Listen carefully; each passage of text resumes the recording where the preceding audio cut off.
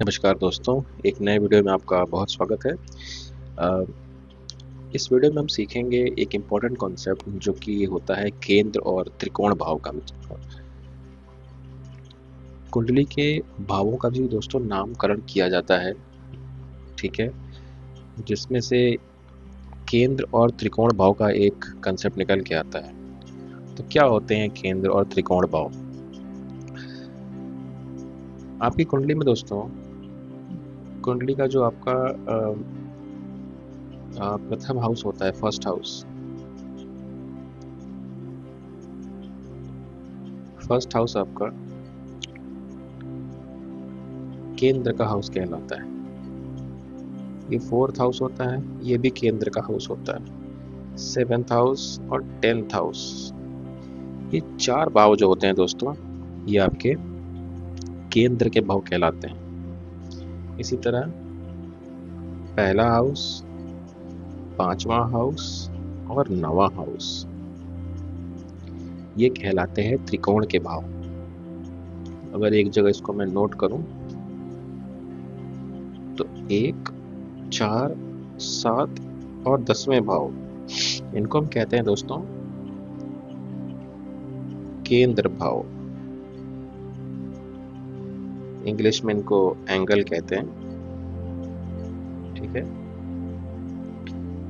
1, 5 और 9 को कहते हैं दोस्तों त्रिकोण,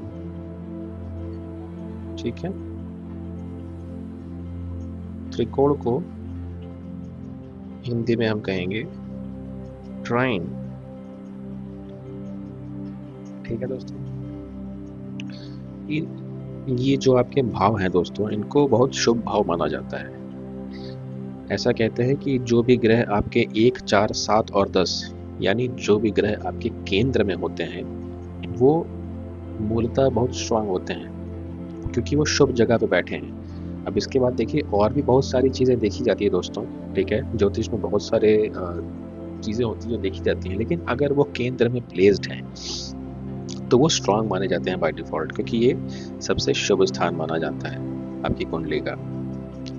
इसी तरह त्रिकोण में भी अगर त्रिकोण भाव में भी अगर आपके ग्रह बैठे होते हैं तो उनको बहुत शुभ माना जाता है।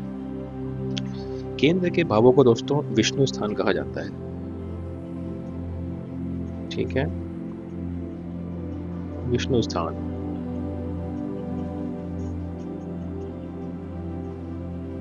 और जो आपके त्रिकोण होते हैं दोस्तों, त्रिकोण को कहा जाता है लक्ष्मी स्थान।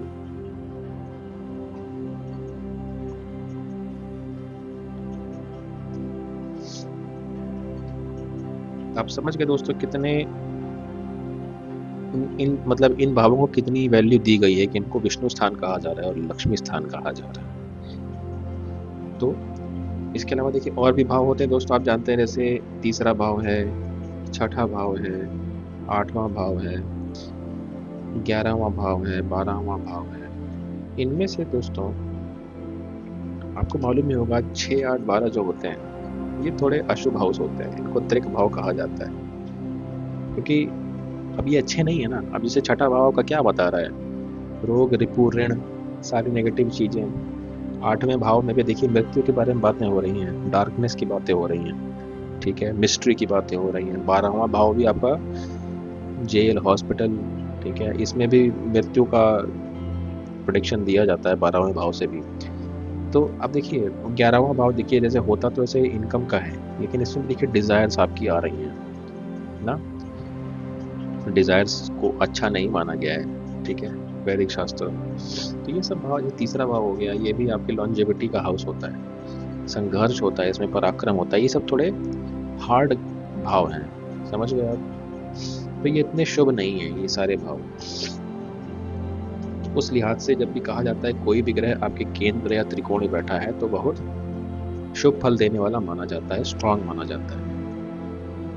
अब एक चीज अगर आप और नोट कीजिए दोस्तों, कि आपके केंद्र भाव और त्रिकोण भाव को बताते समय एक भाव ऐसा था जो 2 बार आया। नंबर 1 का भाव, लग्न आपका, ये आपके केंद्र में भी आ रहा है, ये आपके त्रिकोण में भी आ रहा है। तो अब आप अंदाजा लगाइए कि आपका लग्न भाव कितना शुभ होता है। इसकी वैल्यू इतनी क्यों है, ठीक है। इसीलिए जब भी आप किसी की कुंडली देखते हो दोस्तों, तो सबसे पहले आप उसका लग्न चेक करते हो कि उसका लग्न कैसा है, और उसका लग्न लॉर्ड कहाँ बैठा है, कैसी स्थिति में बैठा है। क्योंकि लग्न क्या है, लग्न आप हो, लग्न आपकी पर्सनैलिटी है, लग्न आपकी बॉडी है, आप कैसे सोचते हो, ये आपका लग्न है, ठीक है। और ये विष्णु स्थान और लक्ष्मी स्थान का समागम है, तो ये स्थान लग्न जो है बहुत इंपॉर्टेंट है दोस्तों। आप कोई भी वैदिक ज्योतिष की किताब उठा के देख लीजिए, उसमें लग्न स्थान को बहुत इंपॉर्टेंट दी जाती है। कई सारी प्रेडिक्शंस सिर्फ लग्न को देख के ही दी जाती है कि लग्न इस कुंडली में लग्न कैसा है, ठीक है। ओके दोस्तों,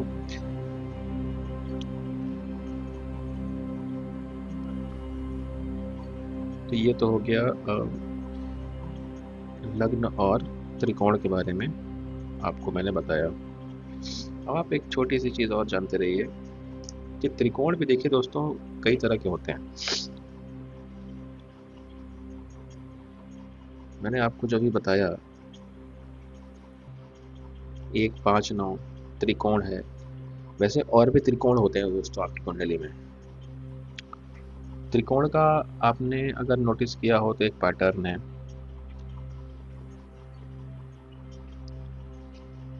त्रिकोण आपके जो थे 1, 5 और 9, वो कितने कितने गैप पे थे, 1, 5 और 9।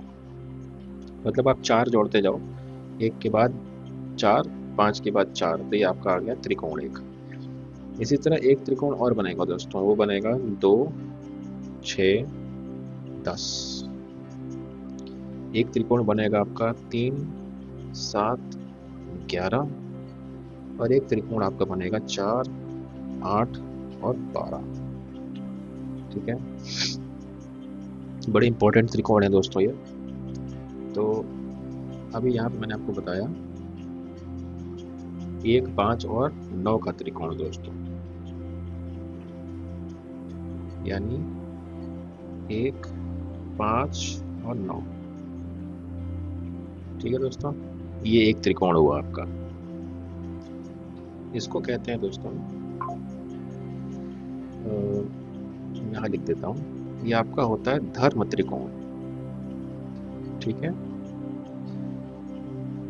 क्योंकि ये देखिए किन किन हाउसेस को कवर कर रहा है, 1, 5 और 9। 5 भी देखिए एक बड़ा ही प्योर शुद्ध भाव होता है, 9 भी आपका देखिए लक का होता है, टीचर्स का होता है।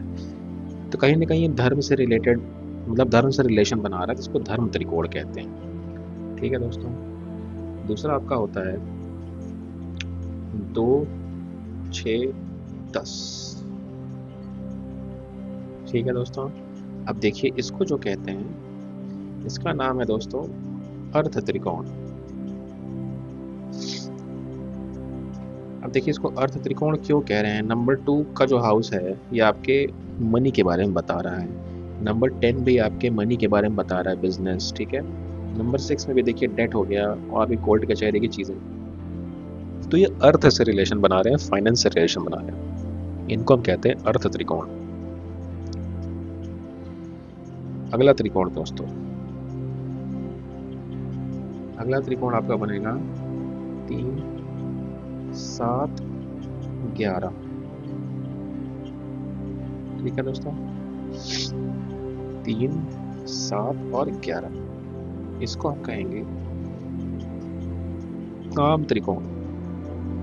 अब इनके भावों को भी आप देख लीजिए किन किन भावों से जुड़ रहा है। नंबर 7 शादी का, नंबर 11 आपके डिजायर्स का, ठीक है। नंबर 3 इसमें भी आपके डिजायर्स आती हैं। तो ये एक तरह से काम त्रिकोण हो गया आपका, ठीक है।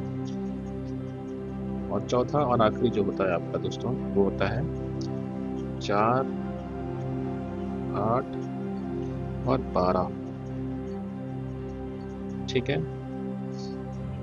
इसको हम कहेंगे आपका मोक्ष त्रिकोण। समझ गए दोस्तों, ये 4 त्रिकोण होते हैं, बड़े इंपॉर्टेंट त्रिकोण होते हैं। अभी जब आप आगे थोड़ा एडवांस ज्योतिष पढ़ोगे तो उसमें आपको ऐसे ही समझाया जाएगा कि ये ग्रह जो है मोक्ष त्रिकोण में बैठे हैं तो इनका रिश्ता ऐसा है, अगर ये धर्म त्रिकोण में बैठे हैं, समझ गए आप। तो ये आगे बहुत काम आने वाला है।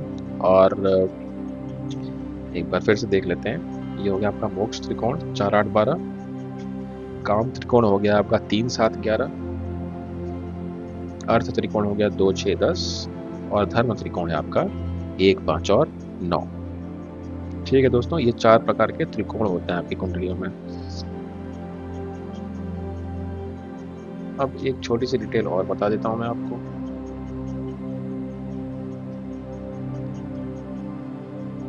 जैसे कि अभी हमने शुरुआत में देखा दोस्तों कि ये आपका केंद्र भाव होता है। कौन से केंद्र भाव होते हैं? ये आपका केंद्र भाव है, ये केंद्र भाव है, 7वां केंद्र भाव है और 10वां हाउस आपका केंद्र भाव।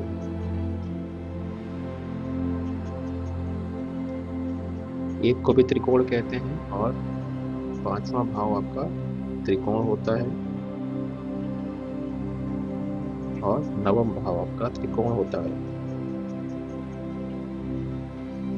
तो दोस्तों केंद्र के जस्ट बाद जो हाउस होता है, केंद्र के जस्ट बाद जो हाउस होता है दोस्तों, उसको हम कहते हैं